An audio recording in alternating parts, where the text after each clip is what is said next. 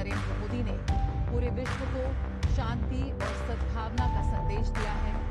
कैसे अपने द्वेषों को भूलकर तनाव को दूर करते हुए हम योग को अपनाते हुए शोध कार्य करते हुए एक अलग ही विश्व का निर्माण कर सकते हैं।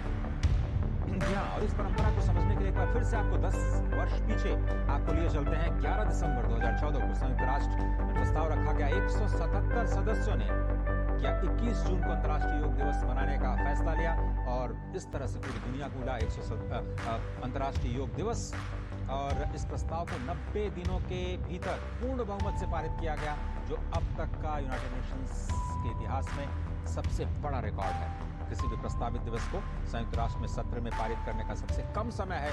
90 दिनों के भीतर ही संपूर्ण विश्व इस एक राय को लेकर के एक मंच पर आया और प्रधानमंत्री नरेंद्र मोदी और कई सारे गणमान्य लोगों ने करीब 36,000 लोगों ने 21 जून 2015 को पहली बार नई दिल्ली में अंतर्राष्ट्रीय योग दिवस मनाया। 35 मिनट तक ये जो 21 योगासन पूरे दुनिया को जो हमने प्रोटोकॉल्स दिए उसको स्वयं प्रधानमंत्री ने करके दिखाया।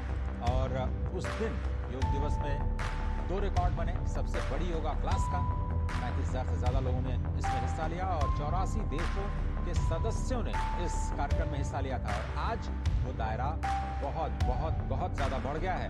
केवल हम आसन के साथ जोड़ करके नहीं देखते, उससे पहले यम और नियम, जो कि बहुत ही आवश्यक है किसी भी आसन को करने से पहले।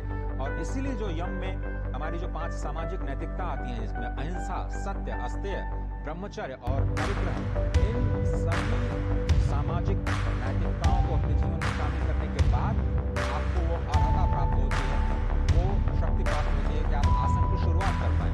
उसी के साथ जो नियम है